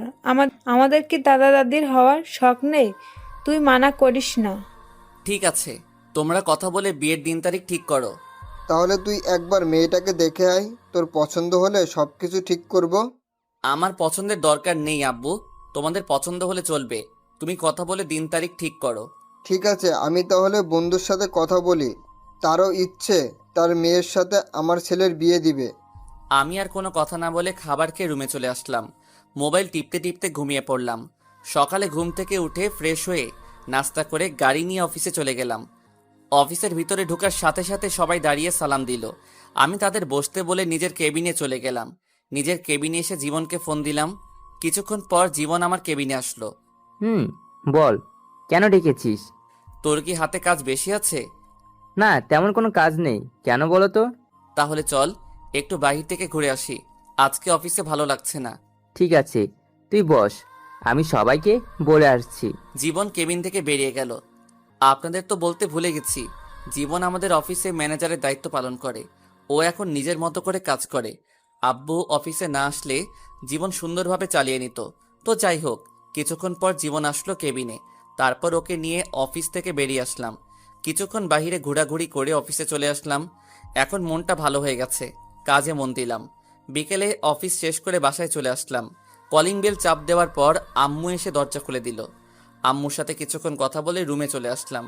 রাতে খাবার টেবিলে আব্বু বলল, রহমানের সাথে কথা হয়েছে, আগামী শুক্রবার তোর বিয়ে। আর বিয়েটা হবে মেয়ের নানার বাড়িতে, কারণ তারাও তো ঢাকা থাকে। তোমরা যা ভালো মনে হয় করো। খাবার খেয়ে নিজের রুমে চলে আসলাম। রুমে এসে বিছানায় শুয়ে ভাবতে লাগলাম, মেয়েটা কেমন হবে?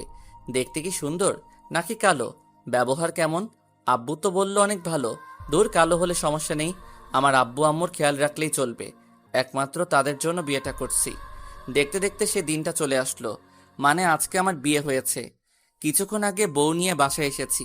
অনেক ধুমধাম করে বিয়েটা হয়েছে। আর বিয়েতে সবাই এসেছে। দুলাভাই, আপু, রাইসার আব্বু আম্মু, আর রাইসাও এসেছে। রাফিয়ার জীবন আমার বিয়ের সব কাজ করেছে। আমি ছাদের উপরে দাঁড়িয়ে আছি। হঠাৎ রাফিয়ার জীবন আসলো। কিরে, তুই এখানে? আর তোকে পুরো বাসায় খুঁজে হয়রান। বল, কেন খুঁজছিলি? এখন রাত কয়টা বাজে সেদিকে খেয়াল আছে? ভাবি রুমে একা বসে আছে। আর একটু পরে যাই, আমার না কেমন জানি লাগছে। দূর হারামি, নতুন বিয়ে করছিস তো তাই এমন লাগছে। বইয়ের আদর পেলে সব ঠিক হয়ে যাবে। তোর কিন্তু ভাবি হয়, কথাবার্তা সাবধানে বলিস। তোর বউ মানে? আমাদের ভাবি, আমরা বলতেই পারি। এখন বেশি কথা না বলে চল, তোকে রুমে দিয়ে আসি। তারপর আর কি, দুই হারামি আমাকে জোর করে নিচে এনে রুমে ঢুকিয়ে দিয়ে বাহির থেকে দরজা লাগিয়ে দিল। আমিও ভিতর থেকে লাগিয়ে দিলাম। আমি রুমে ঢুকে দেখি দুই হারামি অনেক সুন্দর করে বাসরঘর সাজিয়েছে। বিছানার মাঝখানে বউ ঘোমটা দিয়ে বসে আছে। কিন্তু অবাক করার বিষয় হলো, শুনেছি বাসর করে বউ জামাইয়ের পা ধরে সালাম করে, কিন্তু এই মেয়ে তো কিছুই করছে না। হয়তো ঢাকা থাকে তো, তাই এসব মনে হয় জানে না। কিন্তু শাশুড়ি আম্মা শিখিয়ে দেয় নাই। আমি আস্তে আস্তে বিছানার সামনে গেলাম। যাওয়ার পর হঠাৎ মেয়েটা যেটা বলল, আমি তো মোটেও প্রস্তুত ছিলাম না। আপনি আমার ধারে কাছেও আসবেন না। আমি আপনাকে স্বামী মানতে পারবো না। আমি একটা ছেলেকে ভালোবাসি। তাহলে আমাকে বিয়ে করলেন কেন? আমি এ বিয়ে করতে চাইনি, কিন্তু বাবা আমাকে বলেছে এই বিয়ে না করলে তার মরা মুখ দেখতে হবে। তাই এই বিয়েটা করতে রাজি হয়েছি। তাই বলে আপনি আমার জীবনটা এভাবে নষ্ট করে দিবেন? আরে ভালো তো আমিও একজনকে বাসতাম, কিন্তু আমার একটা ভুলের কারণে সেই মেয়েটা অন্য ছেলেকে ভালোবাসলো। আমি এত কিছু শুনতে চাই না। আমি আপনাকে কিছুদিন পর ডিভোর্স দিয়ে দেব। আপনি আমার ধারে কাছেও আসার চেষ্টা করবেন না।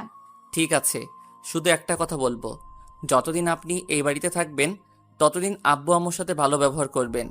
আমি নিজেই আপনাকে আপনার ভালোবাসার মানুষের কাছে দিয়ে আসবো। এখন আপনি ঘুমিয়ে যান। আপনি ঘুমাবেন কোথায়? আমাকে নিয়ে আপনার টেনশন করতে হবে না, আমি সোফায় ঘুমাবো। আপনি একটা বালিশ আর কম্বল দেন। মেয়েটা আমাকে একটা বালিশ আর কম্বল দিল। আমি বালিশ আর কম্বল সোফায় রেখে বেলকনিতে চলে আসলাম। আমার সাথে এটা কি হয়ে গেল? ভেবেছি বিয়ে করে নতুন জীবন শুরু করব, অতীত সব ভুলে যাব। আগে মারিয়া আমাকে কষ্ট দিছে, তাকে ভুলতে অনেক কষ্ট হয়েছে। কিন্তু হঠাৎ যদি নতুন বলে সে অন্য কাউকে ভালোবাসে, তখন নিজের কাছে কেমন লাগে। ও, আপনাদের তো বলতে ভুলে গেছি, আমি এখনো পর্যন্ত মেয়েটার চেহারা দেখি নাই, কারণ মেয়েটা ঘোমটা পড়া অবস্থায় আমার সাথে কথা বলেছে। কিছুক্ষণ বেলকনিতে থেকে রুমে এসে সোফায় শুয়ে পড়লাম। ঘুম কি আর আসে? এসব কিছু ভাবতে ভাবতে কখন ঘুমিয়ে গেলাম। সকালে হঠাৎ কে যেন দরজা ধাক্কাতে লাগলো, সাথে সাথে আমার ঘুমটা ভেঙে গেছে। সোফা থেকে উঠে দরজা খুলে বললাম, দরজা খুলে দেখি রাইসা। ভাইয়া, তোমরা এখনো ঘুম যাও। আম্মু বলেছে তোমাকে আর ভাবিকে নিচে যেতে। ঠিক আছে আপু, তুই যা, ভাইয়া তোর ভাবিকে নিয়ে আসছি। তাড়াতাড়ি আসবে কিন্তু। রাইসা চলে গেল। আমি বিছানার সামনে এসে মেয়েটাকে ডাকতে লাগলাম। মেয়েটার চেহারা এখনো দেখা যাচ্ছে না। মেয়েটা এখনো বিয়ের শাড়ি পরে আছে। এই যে শুনছেন, উঠেন, আম্মু ফ্রেশ হয়ে নিচে যেতে বলছে। আপু যাও তো, আমাকে আরেকটু ঘুমাতে দাও। হাই হাই, এই মেয়ে স্বামীকে কি বলছে? মনে হয় তার বাবা প্রতিদিন সকালে ঘুমটা ভাঙিয়ে দেয়, তাই তার বাবা মনে করছে। ওই, আপনার বাবা এখানে কোথায় থেকে আসবে? আমি আপনার বিয়ে করা স্বামী। গতকাল যে বিয়ে করছেন মনে নেই? মেয়েটা আমার কথা শুনে যেই না তার মুখের উপর থেকে কাপড় সরালো, তখন আমি তাকে দেখে মোটেও প্রস্তুত ছিলাম না। সেও আমাকে দেখে পুরো অবাক হয়ে গেল। তার মানে মারিয়াকে বিয়ে করেছি। আপনারা ঠিকই ধরেছেন, মারিয়া। মারিয়া আমাকে দেখে বিছানা থেকে নেমে জড়িয়ে ধরে কান্না করে দিল। ঠাস করে 2টা থাপ্পড় মেরে দিলাম। তারপর আমি বললাম, তোর সাহস কি করে হয় আমাকে জড়িয়ে ধরার? আর তুই এখানে কেন? তার মানে আমি তোকে বিয়ে করেছি? মারিয়া গালে হাত দিয়ে বলতে লাগলো, আমি তোমার বউ, তাই জড়িয়ে ধরেছি। আর তুমি আমাকে বিয়ে করেছো, তাই তো আমি তোমার রুমে। আমি এই বিয়ে মানি না। যেই মেয়ে আমার গায়ে হাত তুলতে পারে, আমার সামনে অন্য ছেলেকে ভালোবাসে বলে, সে মেয়েকে কখনো আমি স্ত্রী হিসেবে মানি না। বিশ্বাস করো রাসেল, আমি তোমার গায়ে হাত তুলতে চাইনি, কারণ তুমি আমাকে অনেক কষ্ট দিচ্ছ। আমার একটা কথা পর্যন্ত শোনো নাই, আমাকে অপমান করে তাড়িয়ে দিছ। তাই তোমার উপর অনেক রাগ হয়, তাই তোমার গায়ে হাত তুলতে বাধ্য হয়েছি।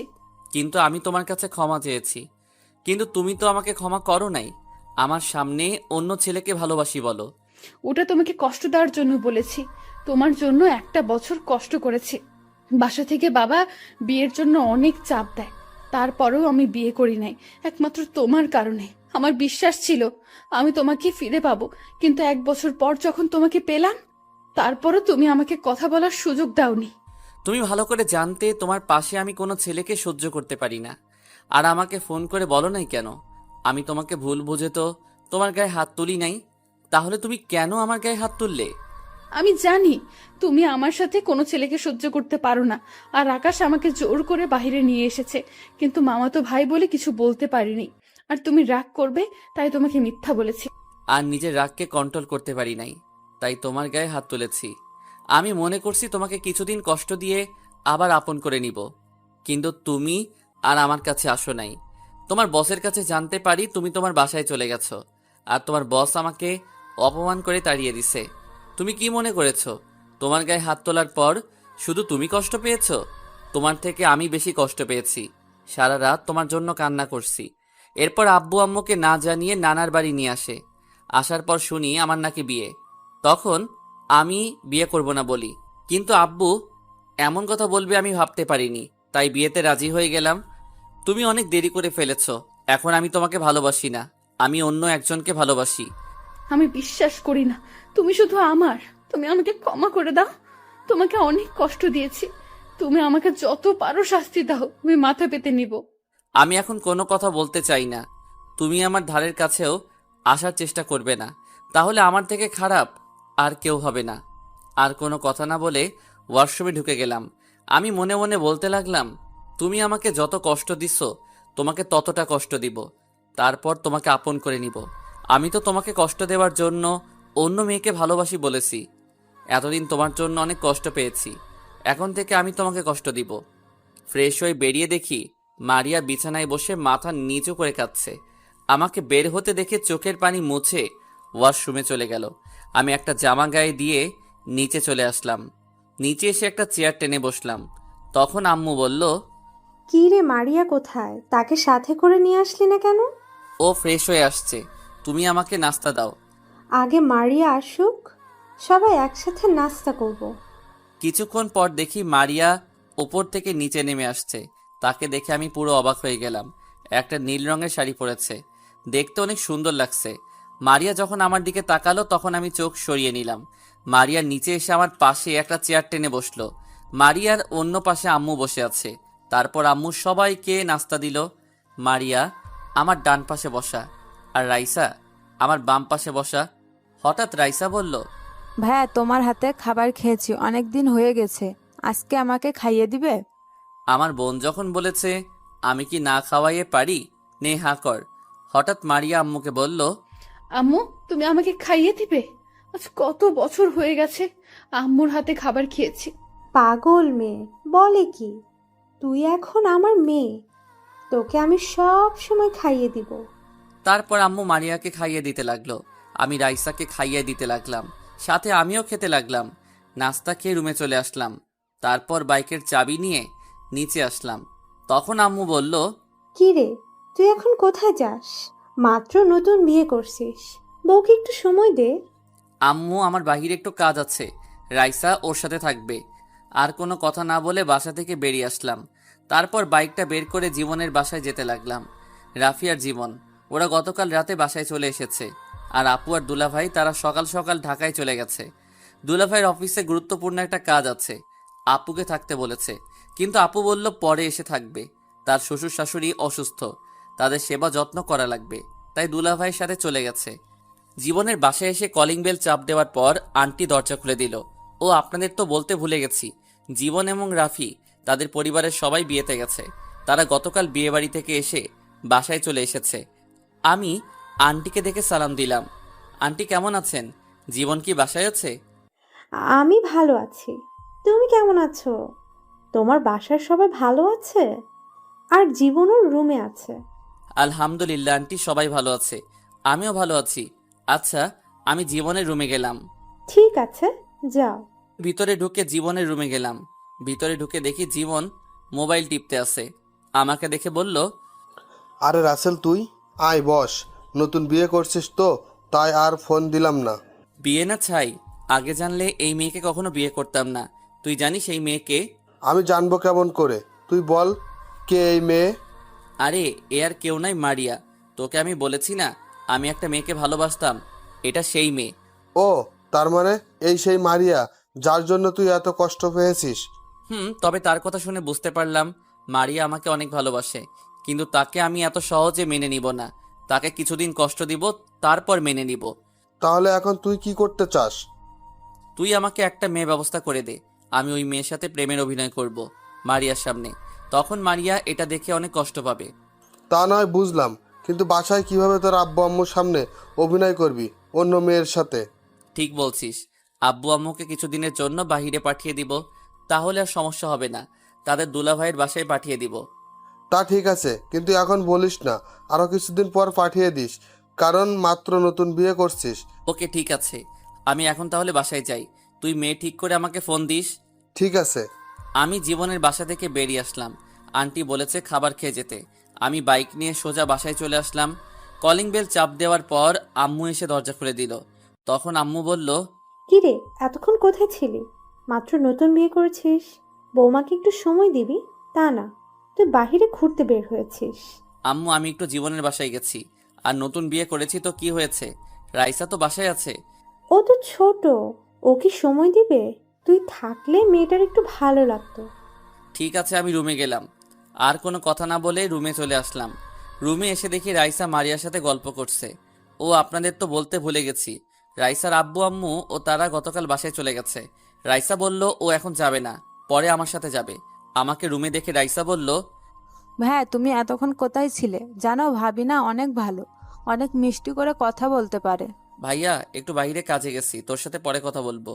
ভাইয়া এখন ফ্রেশ হয়ে একটু রেস্ট করব। তাহলে ঠিক আছে, আমি আম্মুর রুমে গেলাম। বলে রাইসা রুম থেকে বেরিয়ে গেল। আমি ওয়াশরুমে ঢুকে ফ্রেশ হয়ে বেরিয়ে এসে দেখি মারিয়া মনমরা হয়ে বসে আছে সোফায়। আমি বিছানায় গিয়ে শুয়ে পড়লাম। তোমার শরীরটা কি খারাপ? অসময়ে শুয়ে পড়লে যে? আমার শরীর ভালো না খারাপ সেটা কি তোকে বলবো? তুমি আমার সাথে এভাবে কথা বলছো কেন? আমি স্ত্রী, তোমাকে জিজ্ঞেস করতেই পারি। কিন্তু আমি তো তোকে স্ত্রী হিসেবে মানি না, আমি অন্য মেয়েকে ভালোবাসি। আমি তোকে ডিভোর্স দিয়ে বাসা থেকে বের করে ওই মেয়েকে বিয়ে করব। প্লিজ তুমি আমাকে ডিভোর্স দিও না। দরকার হয় তোমার বাসার কাজের মেয়ের মতো থাকবো, তবুও তুমি আমাকে বাসা থেকে বের করে দিও না। তোর সাথে কথা বলতে আমার ভালো লাগছে না, তুই আমার সামনে থেকে যা তো। মারিয়া কান্না করতে করতে রুম থেকে বেরিয়ে গেল। আমি মনে মনে বললাম, এমন কেমন লাগছে? আমিও কম কষ্ট পাইনি, তোমার জন্য অনেক কান্না করেছি। তো যাই হোক, রাতে সবাই একসাথে খাবার খেলাম। রুমে এসে বিছানায় শুয়ে মোবাইল টিপতে লাগলাম। কিছুক্ষণ পর মারিয়া রুমে আসলো। মারিয়া বিছানায় এসে শুয়ে পড়লো একপাশে। তখন আমি বিছানা থেকে নেমে সোফায় চলে গেলাম। তখন মারিয়া বলল, কি ব্যাপার, তুমি সোফায় গেলে কেন? বিছানায় এসে শুয়ে পড়ো। তোর সাথে আমি এক বিছানায় কখনো শুব না। প্লিজ তুমি আমার সাথে এরকম করো না। ঠিক আছে, তুমি বিছানায় শুয়ে পড়ো, আমি সোফায় ঘুমিয়ে পড়ি। তারপরেও তুমি বিছানায় শুয়ে থাকো। ঠিক আছে, তবে তুইও বিছানায় ঘুমাবি, কিন্তু মাঝখানে কোলবালিশ থাকবে। যদি রাতে উল্টাপাল্টা কিছু করিস তাহলে তোর কপালে শনি আছে। মারিয়ার মন খারাপ হয়ে গেছে। আমি আর কোনো কথা না বলে সোফা থেকে বিছানায় গিয়ে একপাশে শুয়ে পড়লাম। হঠাৎ মোবাইলটা বেজে উঠল। তাকিয়ে দেখি জীবন ফোন দিয়েছে। তারপর বিছানা থেকে নেমে বেলকনিতে চলে গেলাম। আমি ফোনটা রিসিভ করে বললাম, বল, কেন ফোন দিয়েছিস? মেয়ে একটা পেয়েছি, তবে মেয়েটা আমার ভালোবাসা এবং আমার মামাতো বোন সিমি। তাকে তোর বিষয়ে সব খুলে বলেছি, কিন্তু প্রথমে রাজি হয়নি। পরে সব কিছু বুঝিয়ে বলছি, তারপরে রাজি হয়েছে। ও, কিন্তু তুই যে প্রেম করিস আমাকে তো বললি না। তা কবে থেকে? বেশি দিন হয়নি, মাত্র 6 মাস হয়েছে। কি 6 মাস হয়ে গেছে আর তুই এখন আমাকে বলছিস? প্লিজ দোষ, রাগ করিস না। সিমি কাউকে বলতে মানা করেছে। এটা এখনো পর্যন্ত আমার পরিবারের কেউ জানে না। আচ্ছা ঠিক আছে, এখন আমি সিমির সাথে কথা বলতে চাই। আমি তোকে নাম্বার মেসেজ করে পাঠিয়ে দিব, আর এখন ফোন দিস না। ও এখন ঘুমিয়ে গেছে। সকালে ফোন দিয়ে তোর পরিচয় দিয়ে কথা বলবি এবং কোথায় দেখা করতে হবে সেটা বলে দিস। আচ্ছা ঠিক আছে, তাহলে এখন ঘুমা, কালকে কথা হবে। আল্লাহ হাফেজ। ওকে, আল্লাহ হাফেজ। ফোন কেটে দিয়ে রুমে চলে আসলাম। মারিয়ার চেহারা কেমন যেন হয়ে গেছে। অনেক কান্না করছে তো তাই। মনে মনে বললাম, তোমাকে এখন মেনে নিব না পাখি। আগে তোমাকে আরো কিছুদিন কষ্ট দিব, তারপর আপন করে নিব। আমি বিছানায় এসে শুয়ে পড়লাম। সকালে ঘুম থেকে উঠতেই বুকটা কেমন ভারী ভারী লাগছে। চোখ খুলে দেখি মারিয়া আমাকে জড়িয়ে ধরে আছে। এমনভাবে জড়িয়ে ধরে আছে মনে হয় শান্তির জায়গা খুঁজে পেয়েছে। তার চেহারা দেখে কেমন যেন মায়া লাগছে।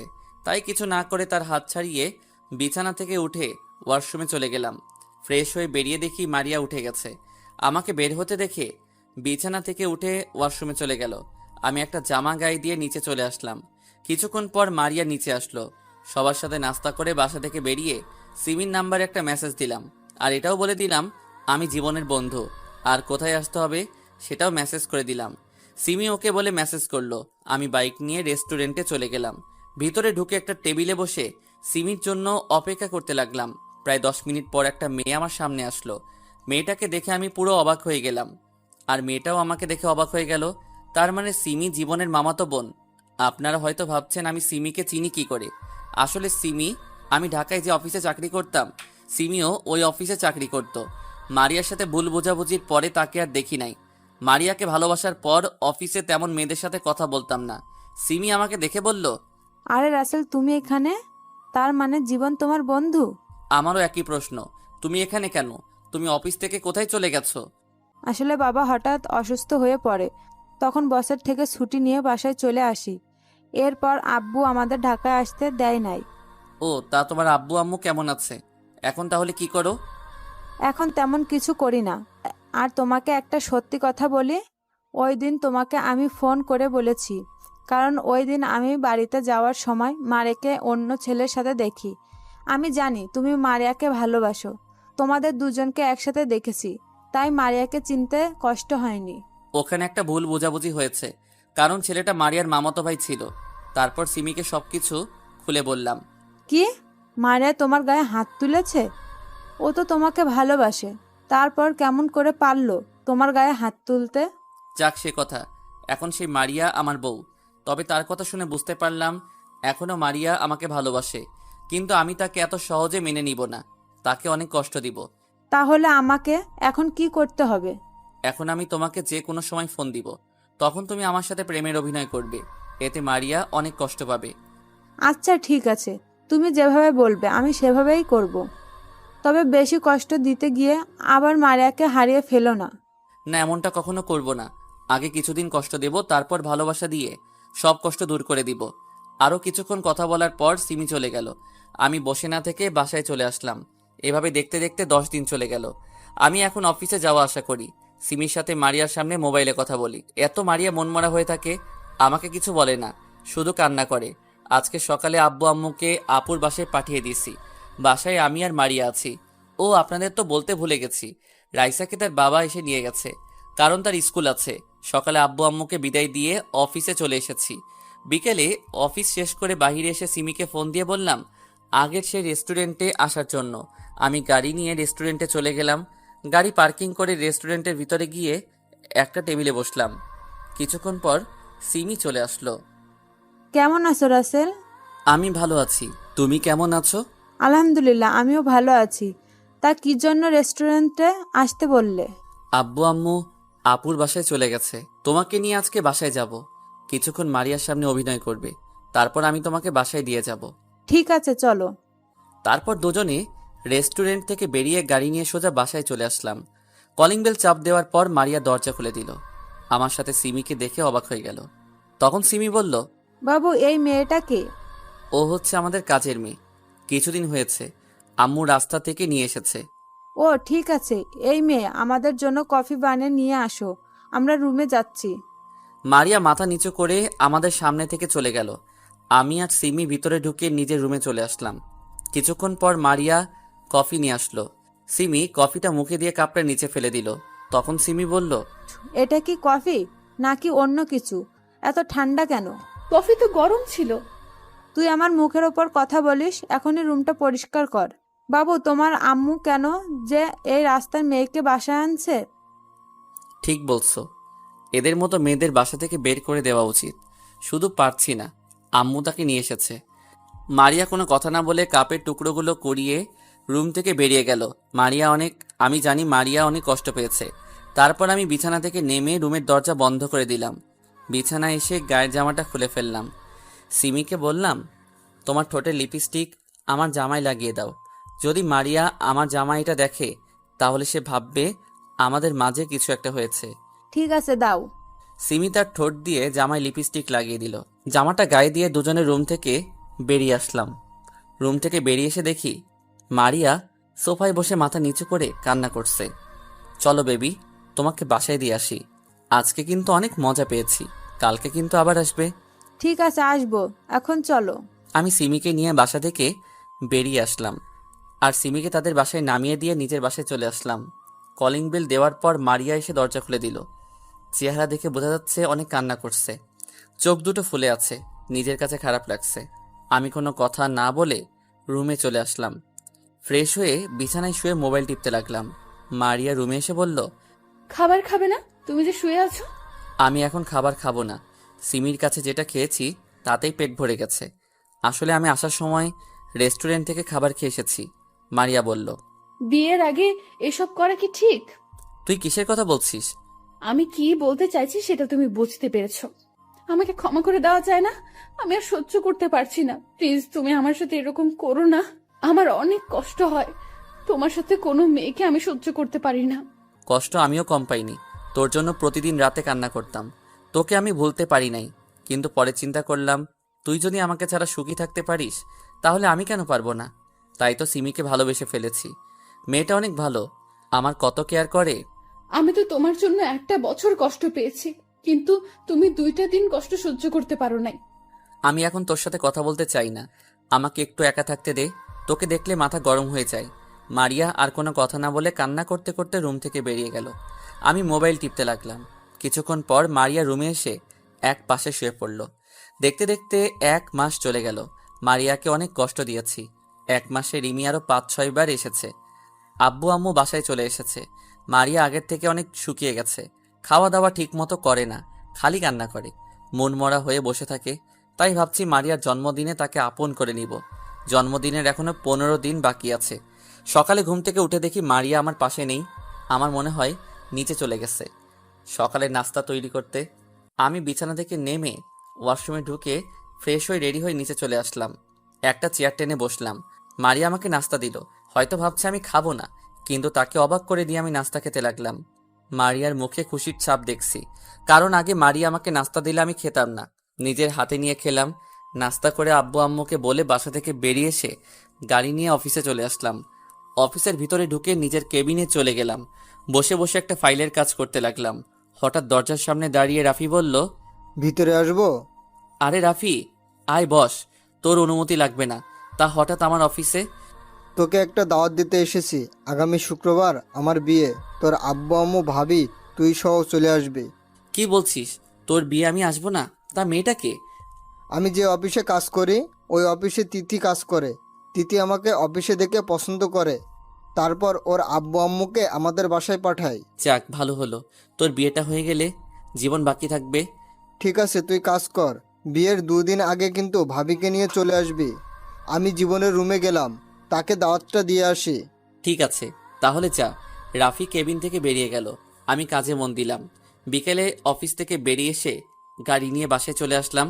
কলিং বেল চাপ দেওয়ার পর মারিয়া দরজা খুলে দিল, কিন্তু আমি মারিয়াকে দেখে অবাক হয়ে গেলাম। তার দিকে তাকিয়ে রইলাম, কারণ মারিয়া আজকে শাড়ি পরেছে। দেখতে অনেক ভালো লাগছে, আবার খারাপও লাগছে, কারণ মারিয়ার চেহারা আগের মতো নেই। আমি কোনো কথা না বলে রুমে চলে আসলাম।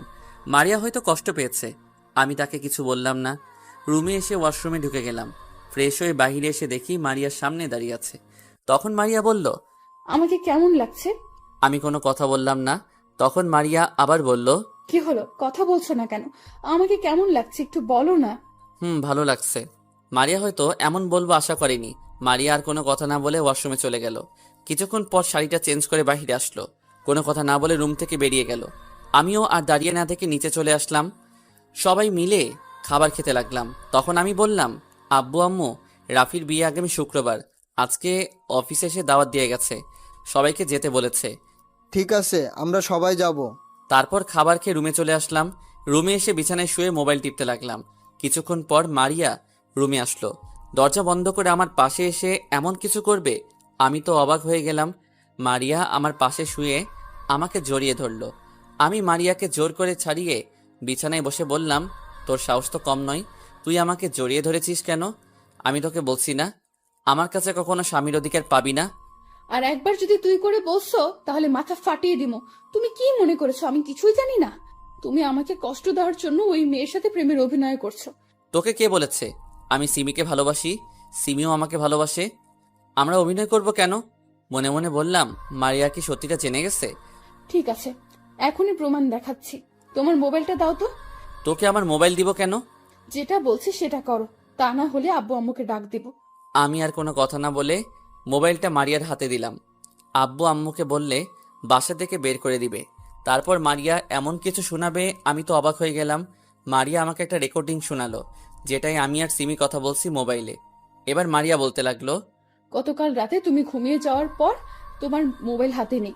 ভাগ্য ভালো ছিল মোবাইলে কোনো লক ছিল না।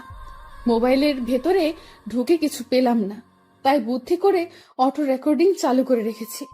তার মানে তুমি সব জেনে গেছো? সব জেনে গেছি। এবার আমাকে মাফ করে দাও। আমি আর তোমার অবহেলা সহ্য করতে পারছি না। যদি তোমার কষ্ট দেওয়ার শেষ না হয় তাহলে তুমি নিজের হাতে দাও, তবুও আমাকে আপন করে নাও। ভেবেছিলাম তোমাকে কিছুদিন পর একটা সারপ্রাইজ দিয়ে আপন করে নিব, কিন্তু আমি আর পারলাম না। এসো বুকে। বলতে দেরি মারিয়া আমাকে জড়িয়ে ধরতে দেরি করে নাই। মারিয়া জড়িয়ে ধরে কান্না করতে লাগলো। তখন আমি বললাম, এই পাগলি, কান্না করো কেন? আমি আর তোমাকে কষ্ট দিব না, এবং তোমাকে ছেড়ে কোথাও যাব না। এবার যদি আমাকে ছেড়ে চলে যাও তাহলে আমি আর বলতে না দিয়ে ঠোঁট দুটো এক করে দিলাম। দুজনে দুজনকে জড়িয়ে ধরে কিস করতে লাগলাম। প্রায় 5 মিনিট পর ছেড়ে দিলাম। তখন আমি বললাম, আর একবার যদি মরার কথা মুখ দিয়ে বের করো তাহলে আমাকে হারাবে। না না, আমি তোমাকে হারাতে পারবো না। আমি তোমাকে অনেক ভালোবাসি, আর কখনো মরার কথা মুখ দিয়ে বের করব না। এবার ঠিক আছে। আচ্ছা, তুমি বলেছিলে সারপ্রাইজ দিবে, তা কিসের সারপ্রাইজ? সেটা সময় হলে জানতে পারবে। চলো দুজনে একটু রোম্যান্স করি। তা করো। তোমাকে কেউ ধরে রাখছে? আমি মারিয়াকে বিছানায় ফেলে দিয়ে বুকের উপর শুয়ে তার ঠোঁট দুটো এক করে দিলাম। তারপর আর কি আমি আর বলতে পারবো না, কারণ এখন রমজান মাস। সকালে ঘুম থেকে উঠতে দেখি মারিয়া আমাকে জড়িয়ে ধরে শুয়ে আছে। তার শরীরে কাপড় নেই। হঠাৎ মারিয়ার গলার নিচে একটা তিল দেখে নিজেকে কন্ট্রোল করতে পারলাম না। ওই তিলটাই কিস করতে লাগলাম। মারিয়া আমার মাথা চুল খামচে ধরল। তারপর আর কি, সকালবেলা আরেকবার হয়ে গেছে। দুজনে একসাথে ওয়াশরুমে গিয়ে ফ্রেশ হয়ে বেরিয়ে আসলাম। আমি অফিসে যাওয়ার জন্য রেডি হচ্ছি। মারিয়া আয়নার সামনে দাঁড়িয়ে চুল শুকাচ্ছে। আমি মারিয়াকে পিছন থেকে জড়িয়ে ধরলাম। তখন মারিয়া বলল, তোমার রোম্যান্স শেষ হয়নি? সারা রাত ঘুমাতে দাও নাই, আবার সকালেও শুরু করছো। হঠাৎ তুমি এত রোমান্টিক হলে কবে থেকে? এমন একটা সুন্দরী বউ থাকলে খালি আদর করতে মন চায়। এখন ছাড়ো, আব্বু আম্মু আমাদের জন্য অপেক্ষা করছে। মারিয়াকে ছেড়ে দিলাম। তারপর দুজনে একসাথে নিচে গেলাম। আমি আর মারিয়া দুটো চেয়ার টেনে বসলাম। তারপর নাস্তা করে অফিসে চলে আসলাম। দেখতে দেখতে রাফি বিয়ের দিন চলে আসলো। কালকে বিয়ে, আজকে গায়ে হলুদ। সকাল থেকে রাফি ফোন করে যাচ্ছে। আব্বু আম্মুকে সকালে পাঠিয়ে দিছি। আমি আর মারিয়া এখনো বাসায়। রুমে আমি আর মারিয়া রেডি হতে লাগলাম। আমার রেডি হওয়া শেষ, কিন্তু মারিয়ার এখনো হয়নি, কারণ মারিয়া শাড়ির কুচি পরতে পারছে না। আমি মারিয়ার হাত থেকে কুচিটা হাতে নিয়ে পরিয়ে দিলাম। মারিয়া চোখ বন্ধ করে ফেললো। মারিয়ার পেটে একটা কিস করলাম। মারিয়া কেঁপে উঠল। বসা থেকে দাঁড়িয়ে দেখি মারিয়া এখনো চোখ বন্ধ করে আছে। আমিও আর সুযোগ মিস করি নাই। মারিয়ার ঠোঁট দুটো এক করে দিলাম। প্রায় 2 মিনিট পর ছেড়ে দিলাম। তোমার কি খালি কিস করতে মন চায়? কি করবো বলো, তোমার এই গোলাপি ঠোঁট দেখলে কিস করতে মন চায়। এখন চলো, পরে অনেক সময় পাবে রোম্যান্স করতে, এমনি অনেক দেরি হয়ে গেছে। আমি আর মারিয়া রুম থেকে বেরিয়ে বাসার বাইরে চলে আসলাম। গাড়ি নিয়ে দুজনে একসাথে গে মার্কেটে গেলাম। মার্কেট থেকে উপহার নিয়ে রাফির বাসায় চলে আসলাম। বাড়িটা অনেক সুন্দর করে সাজিয়েছে। গাড়ি পার্কিং করে দুজনে ভিতরে গেলাম। ভিতরে ঢুকে দেখি অনেক মেহমান এসেছে। জীবন আর সিমিও এসেছে। আমাদেরকে দেখে দুজনেই সামনে আসলো। তখন সিমি বলল, ভাবি তুমি আমাকে ক্ষমা করে দাও, তোমার সাথে নানান ধরনের কথা বলেছি। আমাকে এসব করতে বলেছে তোমার জামাই। আমি সব জানি, সমস্যা নেই, এটা আমার কপালে ছিল। এখানে দাঁড়িয়ে কথা বলবি? চল রাফির কাছে যাই সবাই। তোমরা 2 বন্ধু যাও, আমি আব্বু আম্মুর সাথে দেখা করে আসি। ঠিক আছে যাও। মারিয়া আর সিমি চলে গেল। আমি এবার জীবনকে বললাম, তোকে যা বলেছি সবকিছু ঠিকঠাকভাবে করেছিস? একবারে সব ঠিক মতো করা শেষ, এখন শুধু সময়ের অপেক্ষা। চল রাফির রুমে যাই, ওর সাথে কিছুক্ষণ দুষ্টামি করে আসি। অনুষ্ঠান শুরু হতে এখনো বাকি আছে। তারপর জীবন আর আমি রাফির রুমে গেলাম। হায় হায়, রাফির রুমে এসে দেখি সব ময়দা সুন্দরী। রাফি আমাদের দুজনকে দেখে মেয়েগুলোকে বাইরে যেতে বলছে। সব মেয়েরা বাইরে গেল। শালা তোর আসতে এত দেরি হলো কেন? আমার বিয়ের সময়ও তোর কাজ করতে হয়? ওই হারামি, তুই কাকে শালা বলিস? আমার বোনের বিয়ে হয়ে গেছে, এখন এত কথা বাদ দে। সব কাজ শেষ। শেষ। আমি জীবন আর সিমি 3 জনে মিলে সবকিছু সাজিয়ে রেখেছি। ওকে ঠিক আছে, এখন সময়ের অপেক্ষা। তারপর 3 জনে মিলে কিছুক্ষণ কথা বললাম। কথা বলতে বলতে রাফির অনুষ্ঠানের সময় হয়ে গেছে। রাফিকে সাজিয়ে স্টেজে নিয়ে আসলাম। রাফির হলুদ লাগানো শেষ। এখন 12টা বাজতে আর মাত্র 5 মিনিট সময় আছে। রাফি, জীবন আর সিমি তারা চলে গেছে ছাদে। আমি মারিয়ার চোখ বেঁধে ছাদে নিয়ে আসলাম। তখন মারিয়া বলল, কি ব্যাপার, তুমি আমাকে কোথায় নিয়ে আসলে? আগে তোমার চোখ খুলে দেই। আমি মারিয়ার চোখের বাঁধন খুলে দিলাম। আর সবাই একসাথে মারিয়াকে বলতে লাগলো, happy birthday to you Maria. আমি মারিয়ার সামনে হাঁটু গেড়ে বসে বলতে লাগলাম, পৃথিবীর সবকিছু মিথ্যা হলেও ছেলেদের চোখের অশ্রু কখনো মিথ্যা হয় না। কারণ মেয়েরা খুব কষ্ট না পেলে কখনো তাদের দামি অশ্রু ঝরায় না। যদি মন কাঁদে, আসবো বর্ষা হয়ে। যদি মন হাসে, আসবো রোদ্দুর হয়ে। যদি মন ওড়ে, আসবো পাখি হয়ে। যদি মন খুঁজে, আসবো তোমার জান হয়ে। I love you Maria and happy birthday to you. Maria আমাকে জড়িয়ে ধরে কান্না করে দিল আর বলতে লাগলো, তুমি আমাকে এত ভালোবাসো? আমিও তোমাকে অনেক ভালোবাসি রাসেল, কখনো ছেড়ে যাব না। আমার তো মনে ছিল না আজকে আমার জন্মদিন, তুমি সব সময় আমার জান হয়ে থাকবে। এবার কান্না বন্ধ করো, চলো কেক কাটবে। মারিয়া কেক কাটলো। প্রথম আলোকে খাওয়াই দিল। তারপর বাকি সবাইকে। পরের দিন সবাই রেডি হয়ে মেয়ের বাড়িতে গেলাম। আমার গাড়িতে রাফি, জীবন আর সিমি। আমার সাথে সামনের সিটে মারিয়া, পিছনের রাফির সাথে জীবন আর সিমি। প্রায় 1 ঘন্টা পর মেয়েদের বাসার সামনে চলে গেছি। আমি আর মারিয়া ম্যাচ করে পড়েছি। মারিয়া পড়েছে নীল শাড়ি আর আমি নীল রঙের পাঞ্জাবি। মারিয়া আর সিমি গাড়ি থেকে নেমে ভিতরে চলে গেছে। আমি, রাফির, জীবন গাড়ি থেকে নেমে গেটের সামনে যাওয়ার পর কিছু মেয়ে ভিতরে যেতে দিচ্ছে না। তখন আমি বললাম, কি ব্যাপার, আপনারা গেটের সামনে দাঁড়িয়ে আছেন কেন? আমাদের পাওনা দিয়ে তারপর ভিতরে যাবেন। আপনাদের পাওনা মানে? কিসের পাওনা?